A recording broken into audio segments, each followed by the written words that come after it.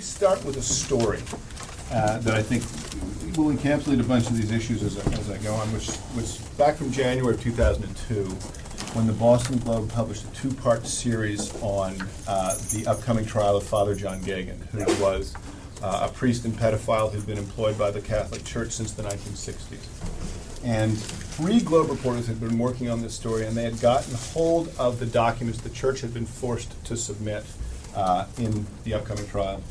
It turned out that Geoghegan had raped or fondled over 100 boys in his care, and was able to do this in diocese after diocese, because every time the accusations would start, the Catholic Church would take him off to rehabilitation, which was ineffective, and then assign him to a new diocese. And he went and moved through several parishes in the area. The reaction to this story, as you can imagine, was instant and horrified shock on the part of the Catholic laity. The story went worldwide. So many people read it that the New York Times Company, the parent company of the Boston Globe, mentioned that story in their investor relations document at the end of that quarter, because the size and global scope of the audience was literally unprecedented in the Times Co's history. Any organization set up to deal with issues of priestly abuse got wind in their sails from this article. SNAP, the Survivors Network of those abused by priests, grew by a factor of 3 in a single year after its 10-year history. Voice of the Faithful, an organization that was centered originally in the Boston area, went from 30 people in a church basement that January, concerned about what to do, to 25,000 members in 21 countries in 6 months. The Bishop Accountability Project, which is set up as a database to prevent the "this is a rare occasion, it doesn't happen elsewhere" kinds of excuses from taking hold, added that article and then used those documents to expand their observations to elsewhere. There is an unbroken line from that article. Should I wait? Or okay, great. There is an. I'm sorry. I just all of a sudden an elevator full of people showed up. Hey, oh boy.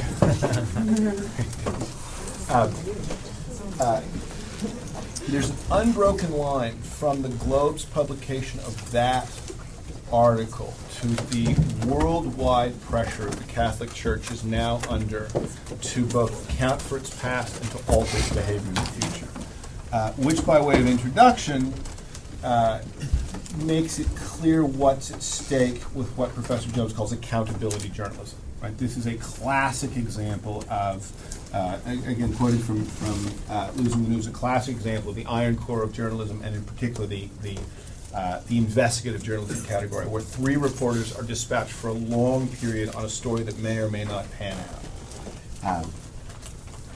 The other input to that, or the other input besides accountability journalism mattering in this way, is that newspapers' ability to produce accountability journalism is shrinking. And those two facts together put us at, I think, a really an epical moment of figuring out what to do.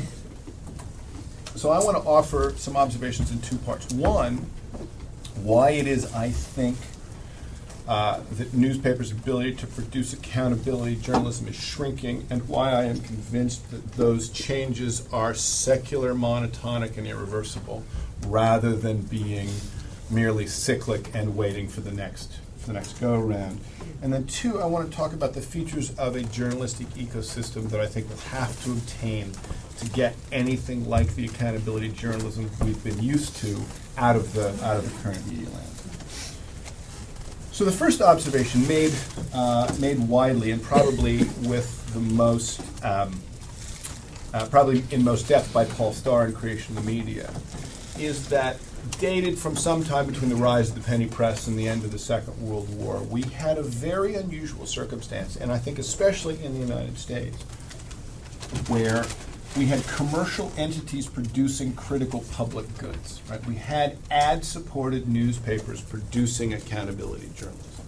Now, it's unusual to have that degree of focus on essentially both missions, both making a profit and producing this kind of public value, but that was the historical circumstance, and it lasted for decades. But it was an accident Right? There was a set of forces that made that possible, and they weren't deep truths. The commercial success of the newspapers and their linking of that to accountability journalism wasn't a deep truth about reality. Best Buy was not willing to support the Baghdad Bureau because Best Buy cared about news from Baghdad. They just didn't have any other good choices. So I think the first thing to recognize about the commercial structure of the newspaper industry is that it is not enough for newspapers to run at a profit to reverse the current threat and change. If next year they all started throwing off 30% free cash flow again, that would not yet reverse the change because there were other characteristics of the commercial environment as well. The first of them was that advertisers were forced to overpay for the services they received because there weren't many alternatives for reaching people with display ads, or especially things like coupons. And because they overpaid, the newspapers essentially had the kind of speculative investment capital to do long-range, high-risk work.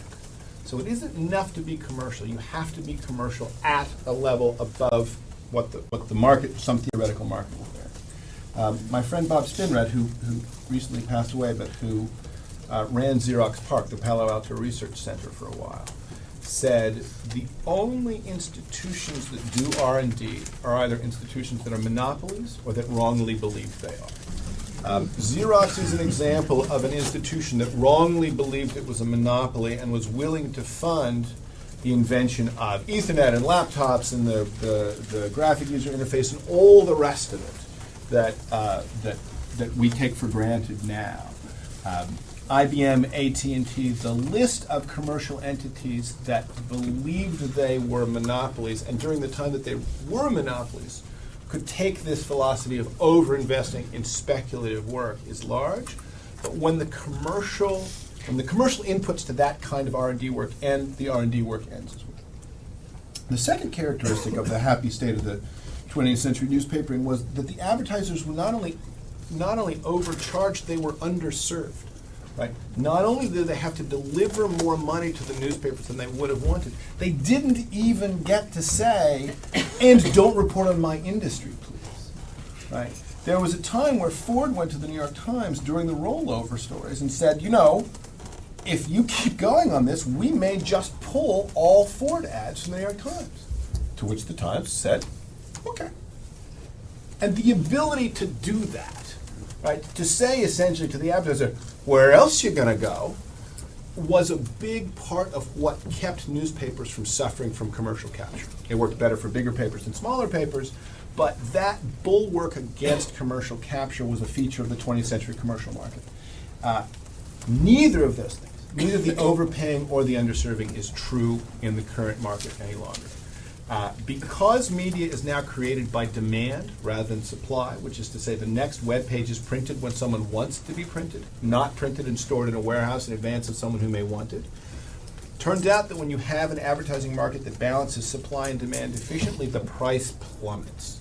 Right? And so for a long time, people have been saying analog dollars to digital dimes as if, well, when do we get to digital dollars? The answer may be never.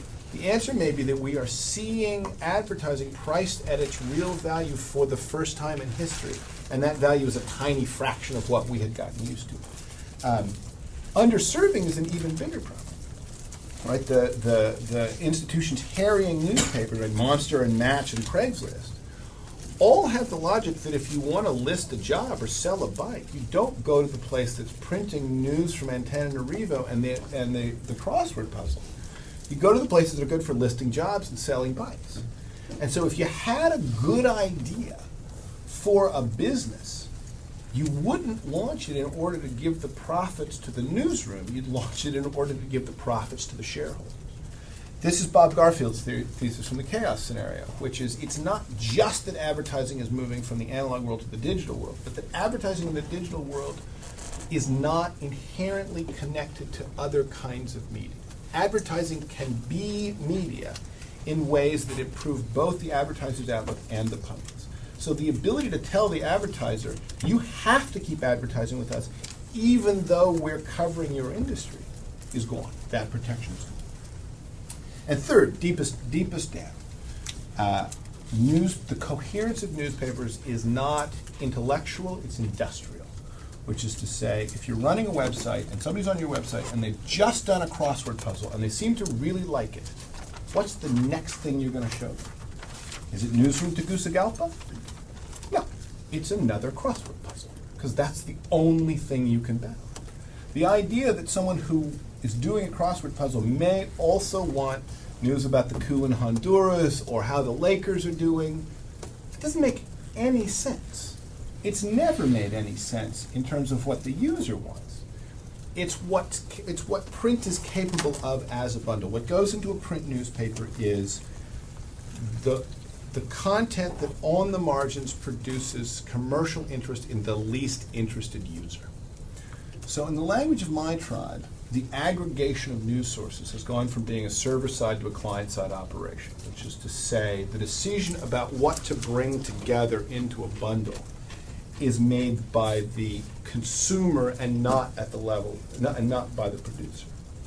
Now, there's been considerable wringing of hands and rending of garments around what Nick Negroponte calls the daily me, right? The idea that we get the newspaper that's nothing but pure echo chamber.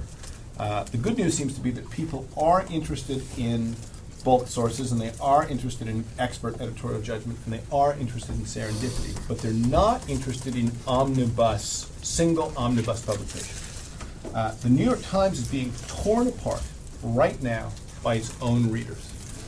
The number of people who go to the Times homepage as a percentage of total readership falls every year, because you don't go to the Times, you go to the story because someone Twittered it or put it on Facebook or sent it to you in email.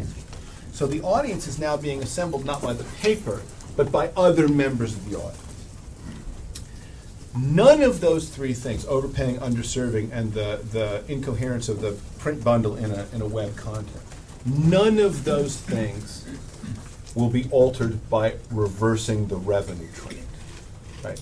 So the New York Times is currently getting out of the business of some regional reporting, and they've opened an online university and a wine club, right? The university and the wine club, even if they generate the resources to support the newsroom, don't change those other three characteristics. Now, this doesn't mean that all newspapers go away. It does mean that a lot of them go away.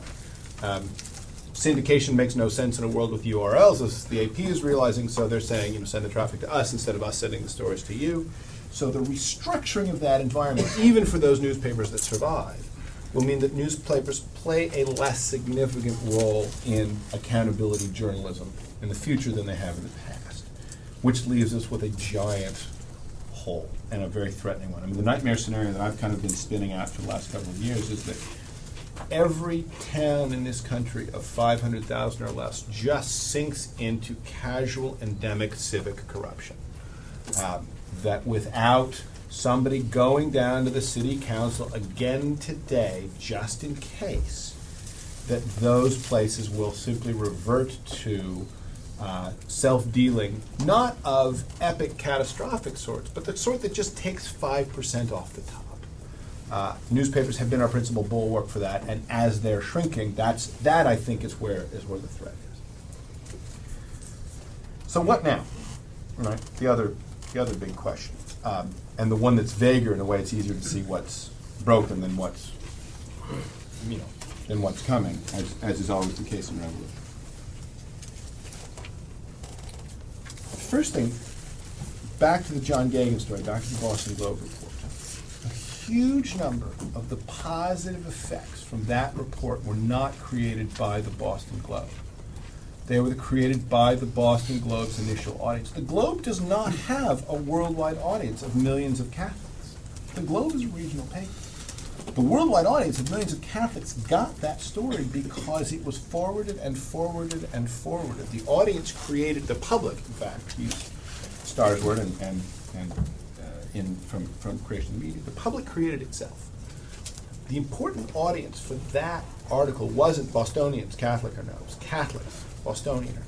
And the Boston Globe can't reach those people. So the ability to reuse and republish that material was a huge part of the value. the ability to take that material and put it in databases like the Bishop Accountability Project, the ability of Snap to have itself found, because anytime anybody read about it, Google put it one hop away from wherever anybody heard about it. All of those things, that penumbra of reuse around the original article, created an enormous amount of the value of that article. There is eerily something vanishingly close to a two-slide comparison here. In 1992, a priest named Paul Stanley was pulled in for having raped or molested almost 100 boys in the Archdiocese of Massachusetts. His bishop was also John Cardinal Law, and the group covering it was also the Boston Globe. And they ran 50 stories that year on priestly abuse. And that story went nowhere. It shocked people. People were horrified. They were upset. And then it died out. And then in the intervening decade, Gagin kept acting. Right?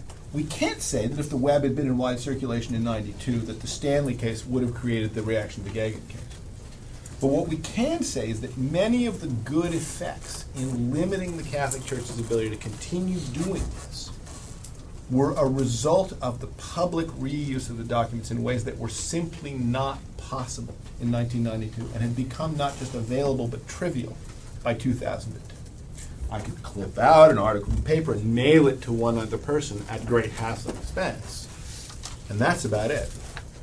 By 2002, I put it on a mail list. Suddenly 100 people read it, and they forward it, and they forward it.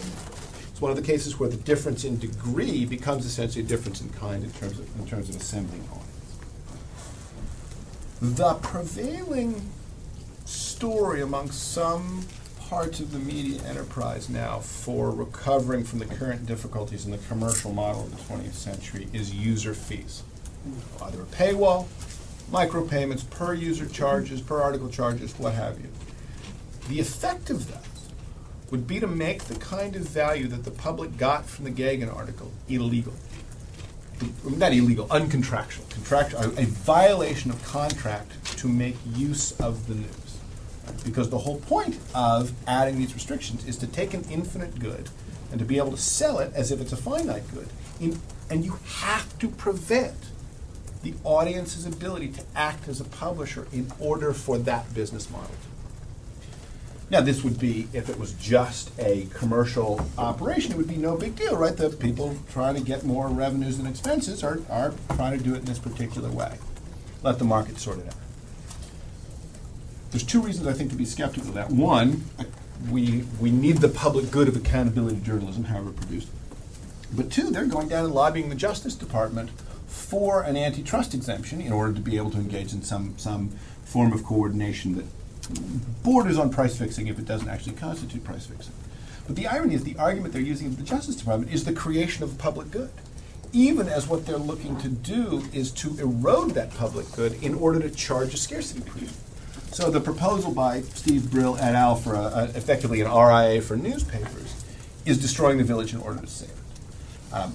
That suggests to me that the ecosystem we're in now is already different enough than the 20th century ecosystem for news, that we should be looking at ways of balancing the very expensive and time-consuming production of accountability journalism with the possibility of public reuse of same, because that public reuse produces a kind of value that doesn't just come from publication, it comes from republication and reuse. So there's three methods for creating public goods. You can go to the market, right? Or not public goods, but rather things that are accessible to the public. You can go to the market, and things in the market are created when revenues can reliably exceed expenses. And then you expect some company to set itself up and provision. You can have a public organization that has some source of income other than revenue, whether it is endowment, donations, taxes, whatever, and typically operates in a different legal regime, producing goods because they believe that is the right use of that money and they are constituted to pursue those goals. And then you can have social production, where a group of people just to get together and do something for themselves. Right? Markets are how most cars are produced. Public goods are how most roads are produced. Social stuff is how most birthday parties are produced. how most picnics are produced, right? It has just not been a big feature of the landscape. But now it is. The positive supply-side shock to the cost of coordination represented by the internet means that groups of people who are assembled in non-market and non-managerial modes of production. Yochai Benkler, who's here, is the great unpacker of this logic. But groups of people who come together outside the market and outside managerial culture can nevertheless provision for themselves enormously valuable goods. Right? Famously open source software, famously wikis as modes of production, but also things like Amanda Mickle's Off the Bus experiment, first situated at Huffington Post, now essentially reconstituted in ProPublica, or WikiLeaks, are models that aren't using market or managerial culture to nevertheless produce this kind of thing. What the internet does is it makes all commercial models of journalism harder to sustain. Not impossible, but harder. And it makes public models easier to sustain, partly because of the lowered cost, partly because of the increased reach. And it makes social models much, much easier to sustain.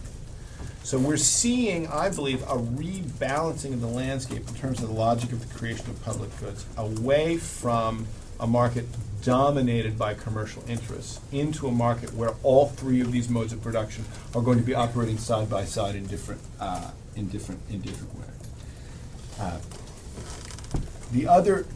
So that is, I think, one feature of what we want from the future, which is that whatever experiments are undertaken, we want them to be across that range, all three of those different modes of production. The other thing I think we want is we don't want to replace newspapers, right? Not just because we can't, but also because the problem we're facing now isn't that a commercial entity that did something we liked is going away. That happens all the time. It's the nature of capitalism. The problem is that the thing that's going away, newspapers account for 85% by the figure Professor Jones has in Losing the News, which is the vast bulk of this iron core of news is produced by one class of entity. And anybody who thinks about large-scale system design recognizes that as effectively a single point of failure problem. That if anything bad happens to the institutional model of this 85% producer of this thing we care about, the whole system is suddenly at risk. And that's effectively the issue we've got. So we don't need another different kind of institution that does 85% of accountability journalism. We need a class of institutions or models, whether they're endowments or crowdsourced or what have you. We need a model that produces 5% of accountability journalism. And we need to get that right 17 times in a row. That's the issue before us. There will not be anything that replaces newspapers. Because if you could write the list of stuff you needed and organizational characteristics and it looked like newspapers, newspapers would be able to fill that role. Right? It is really a shift from one class of institutions to the ecosystem as a whole where I think we have to situate the need of our society for accountability. I also want to distance myself, and I'll end shortly, but I want to distance myself with that observation. I also want to distance myself from the utopians in my tribe, the web tribe, and even to some degree the optimists. I think a bad thing is going to happen, right? And it's amazing to me how much in a conversation conducted by adults, the possibility that maybe things are just going to get a lot worse for a while does not seem to be something people are taking serious. But I think this falling into relative corruption of moderate-sized cities and towns, I think that's baked into the current environment. I don't think there's any way we can get out of that kind of thing. So I think we are headed into a long trough of decline in accountability journalism because the old models are breaking faster than the new models will be put in.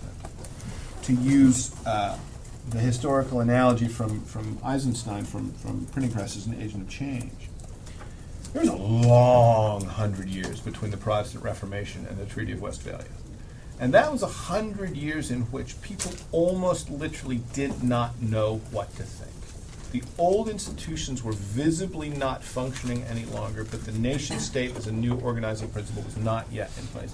And those were, for many people, not a great 100 years. So I have no idea how long this transition will take, but I don't think that some degree of failure and decay is avoidable. I think our goal should be to minimize the depth of that trough, to constrain that trough to the areas we can constrain it to, and to hasten its end.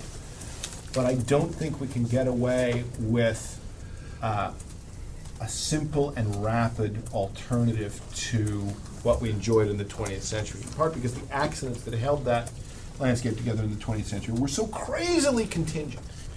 And so I'll end with an observation that I think may give Professor Jones and I a place of both agreement and disagreement.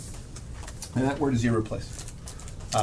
I believe, and I only take seriously people who believe that newspapers are irreplaceable in their production of accountability journalism.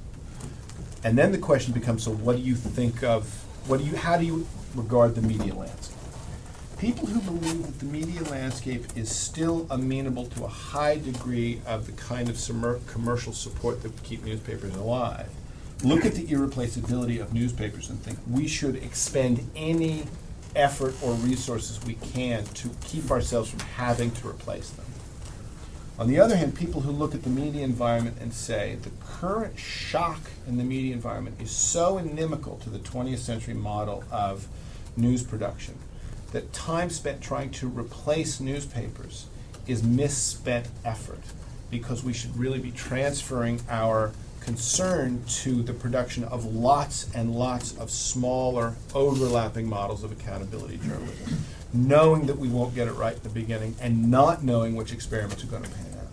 So it's possible, I think, for people to agree about the irreplaceability of newspapers, but to disagree about how serious the change in the media environment is. And the more you are convinced, as I am, that this is a fairly significant revolution in media production, the likelier it is that the irreplaceability of newspapers suggests that the next step needs to be vast and varied experimentation, not the transfer of allegiance from one institution to another. And there I'll end.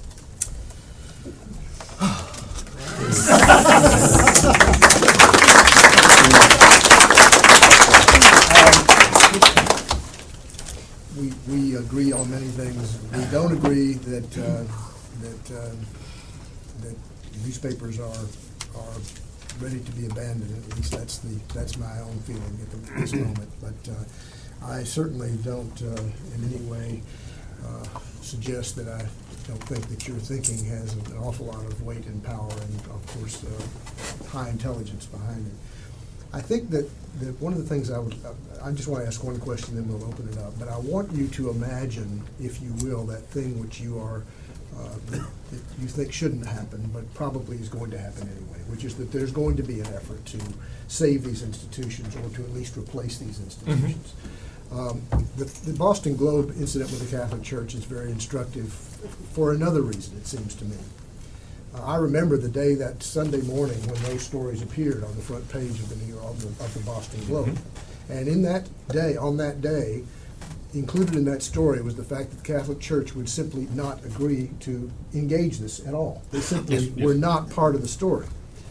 The power of the institution that put that on the front page, I believe, married with what you described as this viral aspect, was what brought the Catholic Church to heel and forced the Catholic Church to have to deal with this. Yes. I think, though, that it's important to remember that a lot of what was on that front page had already been reported in that relatively same period of time by the Boston Phoenix. So the mechanism of viral information was there, but it took the power of the Boston Globe, the institutional power, married with this other, to make this happen. Now, what I wanted to ask you is, can you, as you sort of imagine this future, do you see in this array of smaller entities an institutional power that is going to not just simply make this information available online, but effectively force the attention of the public and bring institutions of power to heel? You know, there's a great deal of information on the web right now that's important and damning even, but is ignored. Without that institutional power, it seems to me something very important is going to be lost, and I wonder if you see a mechanism of any kind that can replace that. Well, yeah, I mean, there's so many, so not in any simple way because of this change, and there are so many different threads there. But that is in a way the great weakness of the experimental trough, which is no one institution. No one journalistic institution has the kind of anchor of the community as a whole behind it.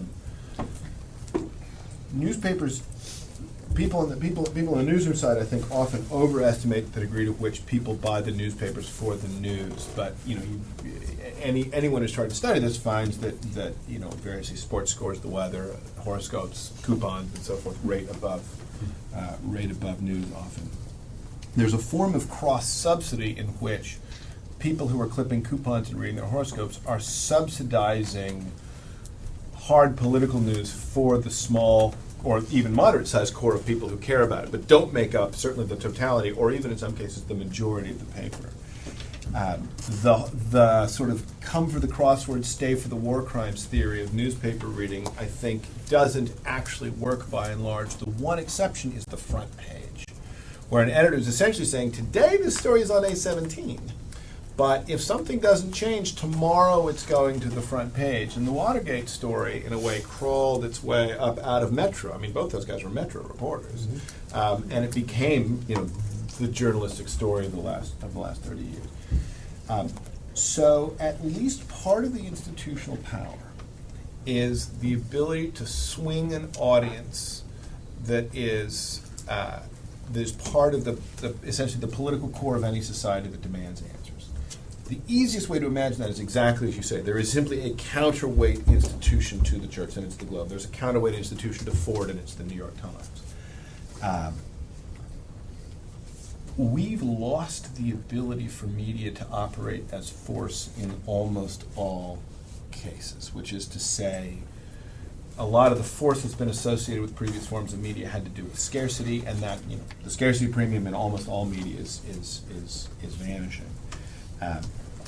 So I think the question there is, can we provide news that gathers an audience that has the function the Boston Globe has of assembling a public that matters to these institutions in ways that bring those institutions to heel? And I think to put the most optimistic face on my call for experimentation, we would say we don't know what it is yet, but it's there. And to put the most pessimistic face on it, the notion when a handful of large journalistic outfits, whether it's Don Hewitt or Arthur Sulzberger, can bring institutions to heel is probably fading with the mass audience. So I guess all I can say is I recognize the danger. I don't think there's a way to preserve that given the change in the environment, meaning I think we have to invent alternate ways of assembling those publics. The one asterisk I might put on there, and I don't know enough about the economics of this, and you probably do, is Steve Cull's thesis, which is that rather than rushing around for revenues over expenses, newspapers should just convert themselves to nonprofit models. Right? If you want to see coffee come out of a journalist's nose, ask them if they're in it for the money. And yet, when you look at, I just recently got a copy of the hometown paper I grew up with, Columbia Daily Tribune in Missouri, to show my 25-year-old students, like, look, here is a newspaper. You may want to hold it in your hand to see what they used to be like. And reading it, I was astonished at how much of it's syndicated in wire service now. I think there are about a dozen people in my hometown doing accountability journalism. Not counting production side, obviously, but just Reporters and editors, I think it's about a dozen. And I think their salaries are not large, certainly not relative to the publisher or the head of ad sales.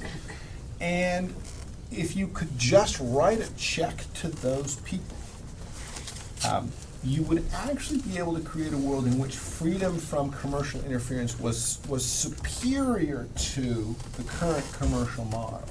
So I think that may be the one, it's transformation in the direction that I'm talking about, which is public sources of money held as of right, but it preserves the institutional leverage that you're talking about, where there is a newspaper in town that essentially is first among equals in being able to hold institutions in the local purview to hold them to task. We're going to give the first shot to students. If you are a student at the Kennedy School, you have yes, please. Where do magazines such as the New Yorker, the Atlantic Monthly, and radio investigative journalism, how do they fit into your thesis? Well, so it's interesting. I asked Nick Lemon up at Columbia about this, and he said, and we were talking about, in particular, subsidy models. And he said of both the New Yorker and the Atlantic, right? These are essentially nonprofits operating in a commercial environment. The New Yorker, there was a period there where the New Yorker actually made more money from ads than it spent on its writers.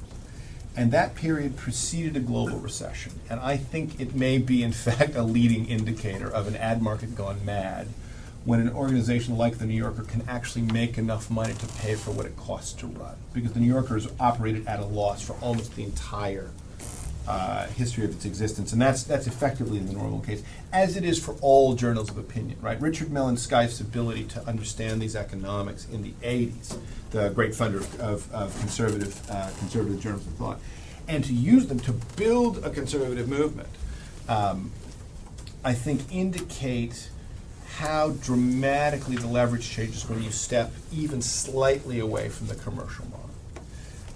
Radio journalism falls into two camps, NPR and not NPR. I think the amount of radio journalism done by not NPR is a pretty limited utility and tends towards mob hits and car crashes. Whereas NPR, again, freed from, to some degree, commercial constraints. Unfortunately, the web has now erased the difference between sponsorship and advertising because a URL and a sponsorship spot is a piece of direct marketing. But so the NPR is unfortunately more beholden to its advertisers than it used to be. Nevertheless, NPR, by going the donation and now this grant route, is relatively free to make longer term, larger scale, more speculative kinds of reporting. They're also feeling their way because they have significant channel conflict with their affiliate stations. And so they are in a real period of realignment, but I think it's no accident that Schiller, the new head, came from the New York Times. And I think that communicates something about NPR's sense of stepping into the gap, again, because they're not suffering from the commercial vagaries. And NPR, which used to be, you talk about media, and then you go at the end, oh, yeah, and then there's NPR, like what a weird special case. Is turning out to be something that may be closer to the model of a next set of institutions than really the whole of the Clear Channel. So I think the magazines that we reflectively look at, again, Atlantic and New Yorker now, they used to be Harper's and the New Republic, but those have also shrunk. The ones that we most respond to, and the radio we most respond to, has exactly the characteristics of having exited in one way or another the short-term commercial constraints in order to be able to do the kind of work they do. And I think we're going to see more of that. If they're losing money, though, if they're chronically losing money, how are they able to stay afloat? I'd say that of the government, too. I mean, they're able to stay afloat because somebody gives them new money every year. They've all been supported by millionaires, or now billionaires. The New York Times is vanishingly close to that model now with Carlos Slim's investment, except he's getting 17% off the top. But the subsidy by people who want to see that kind of media succeed has kept the New Yorker afloat for the entirety of its life, with the exception of a handful of years in the 2000s. So the loss of money becomes almost conspicuous consumption. And it's a little bit sort of icky and Renaissance to think, oh yeah, we have these great magazines because they're being funded by rich people.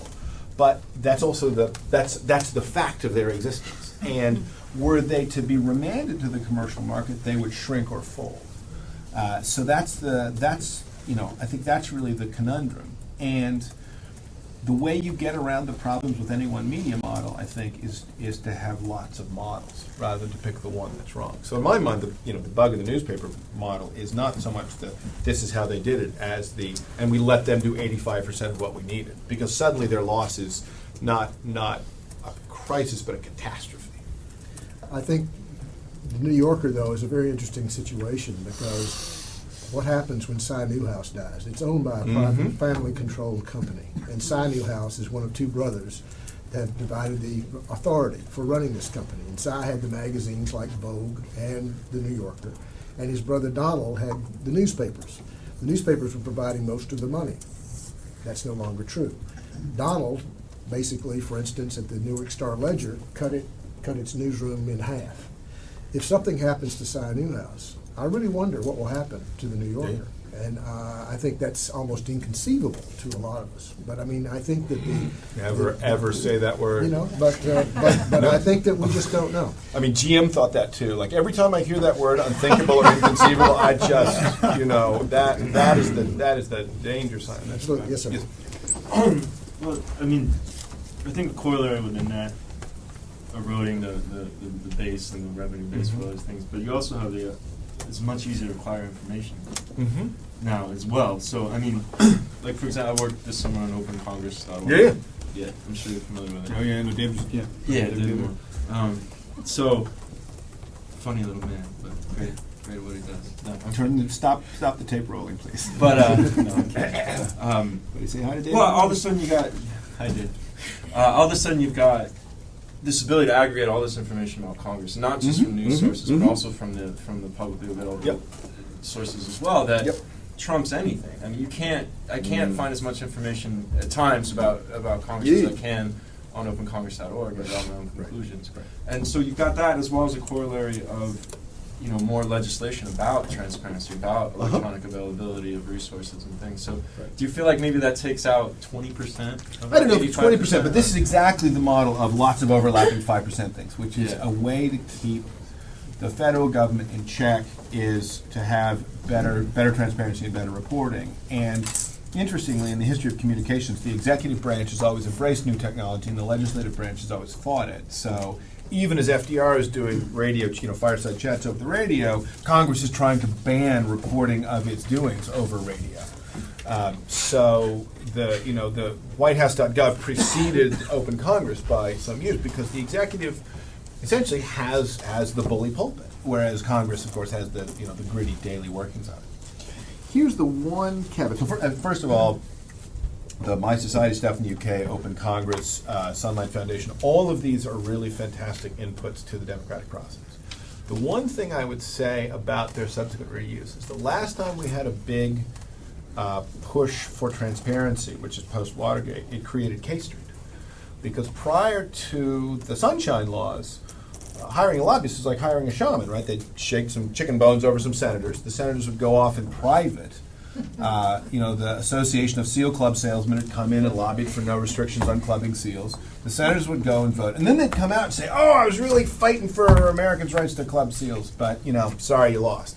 No one really knew how the senators voted. So you couldn't do lobbying as a fee-for-service business.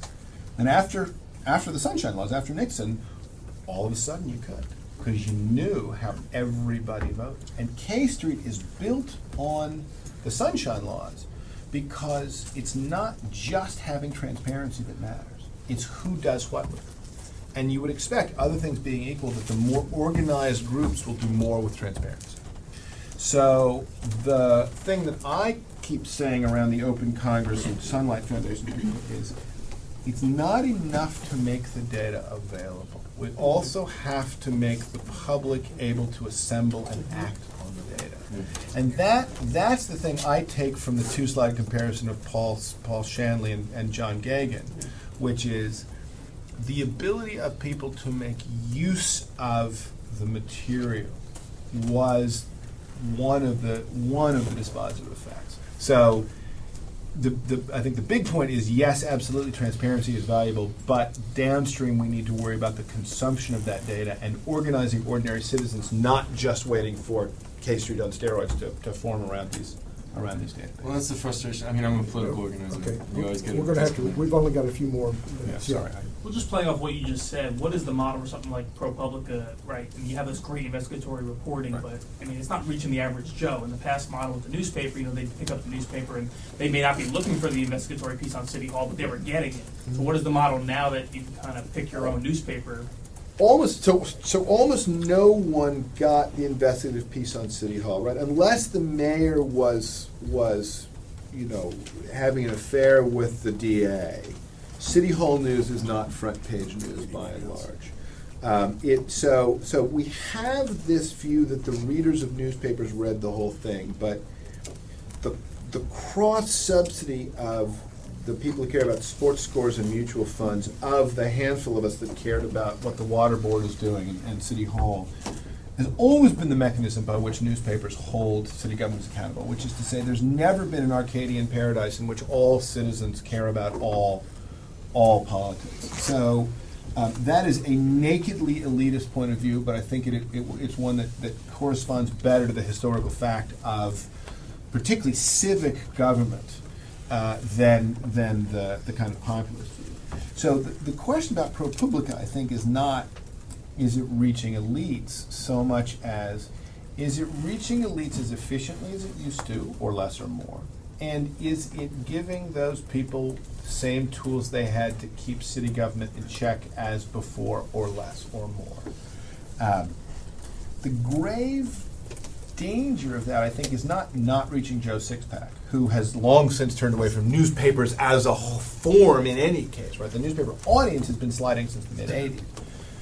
The grave danger is that our political life is still organized around geography, but the web, not so much. And so political issues that are intimately tied to a particular county or a particular state, the kind of midpoint between nation, which is a wholly imagined community, but one that people focus on, or my local neighborhood, which is a real community. That middle zone, like county government, the sheriff's office, what the state comptroller is doing, that's really hard to do on the web, because web stories are either hyper-local or they're kinds of the things that spill across national borders like water, like the Catholic story, right? You know, the Italians and the Poles are reading this just as surely as the Bostonians. And I think ProPublica is well suited for both national and local reporting, but regional reporting, both in the sense of states and counties, I don't think it's well served for.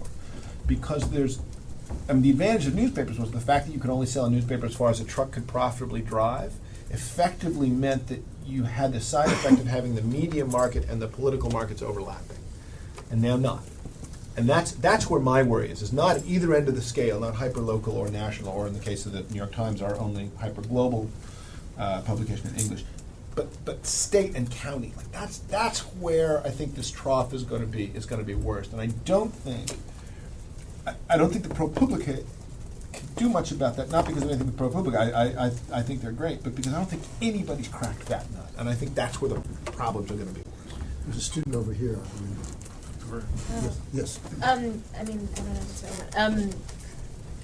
How does the Economist model fit into your thesis? I guess because they're actually growing, aren't they? They are growing. So the one big asterisk to the value of sharing model is financial news. Because financial news is not valuable the larger the audience is. It's in fact valuable the smaller the audience is, right? I don't want my mom reading what I know about IBM until I get my trades in.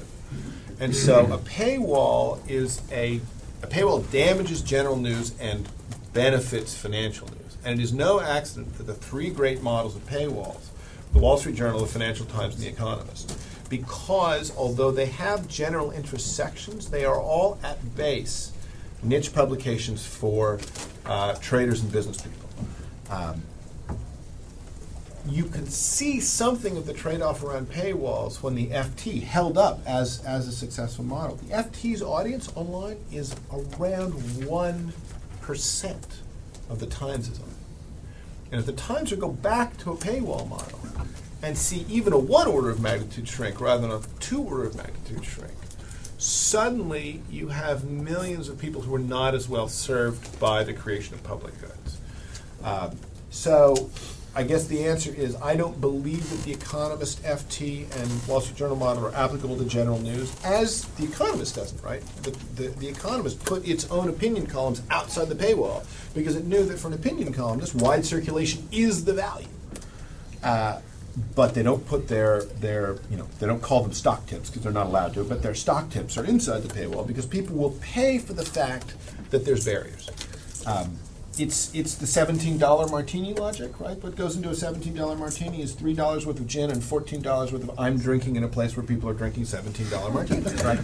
So the obstacle to consumption is a service for the models that work, but that not only doesn't apply to general news, it damages the public utility of general news, which is why I think Brill's plan for the RIA for news it certainly could provide some revenue, as paywalls have always provided some revenue, but in the manner of what we care about as a civic population, not for the commercial fate of newspapers, it destroys the village in order to save. The New York Times is telling us that they have 800,000 readers who have been using it for 2 years. Uh-huh.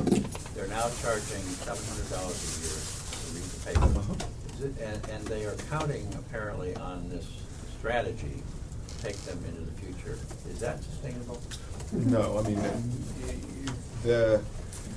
someone wickedly tweeted the other day that newspapers should rename their local obituary column "Subscriber Countdown."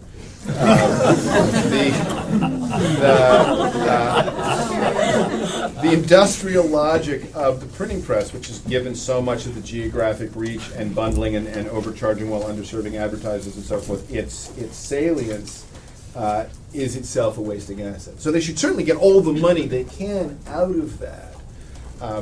But everyone pursuing a paywall now, not everyone, but many newspapers pursuing a paywall are essentially saying, we're doing this to stave off the leeching to the web, right? There's no, even admitting the superiority of reading on paper to reading on screen, Hewlett-Packard is a better source of that value than the College Point printing press.